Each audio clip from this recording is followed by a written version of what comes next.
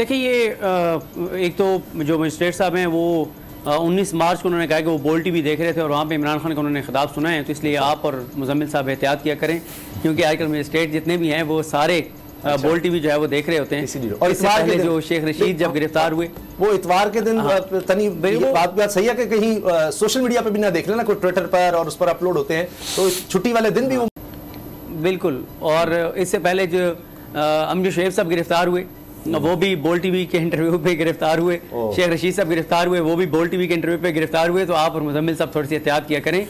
तो मैं तो जो है वो हुए हूँ एक बार, तो आप दोनों जो है वो थोड़ा सा एहतियात किया करें। अगर आपको ये वीडियो पसंद आई तो सब्सक्राइब करें और बेल पर क्लिक करें। तो नजर आ रहा है सामने लिखा हुआ है जुल्म मिटने के लिए 2 चीजों से मिटेगा भाई। एक, अदल की कुर्सी पे जो लोग बैठते हैं ना वो अदल के हिसाब से फैसले करने लगे। दूसरा, कौम निकल खड़ी उस जुल्म के खिलाफ, तो जुल्म खत्म हो जाएगा। या इन दोनों में से कोई एक चीज हो जाए या दोनों हो जाए। अगर 420 का मुकदमा था उस वक्त अदलिया में जो लोग बैठे हुए केस देख रहे थे वो पूछते ना यार चीट हुआ कौन है, जब उनको दिखता कोई चीट नहीं हुआ केस खत्म कर देते। तो जालिम जुल्म कर ही नहीं पाता। 9 जजेस ने नोट बिफोर किया मेरे केस को यार, 1.5 साल चला। शख्सी जमानत का केस, सेम केस इस्लामाबाद में कर दिया। एक ही इल्जाम पे 2 केस हो नहीं सकते भाई।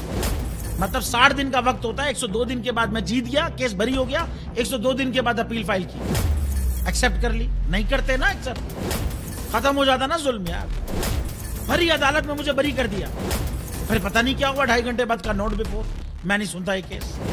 खड़े रहते अपने फैसले पे, मिट जाता जुल्म। अल्लाह ताला ने बिठाया इन कुर्सियों पे इनको यार, ये अल्लाह ताला की तरफ से फैसले करने हैं।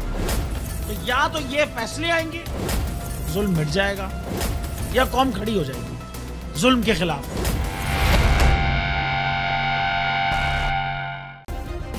सब्सक्राइब करें और बेल दबाएं ताकि कोई खबर रह न जाए।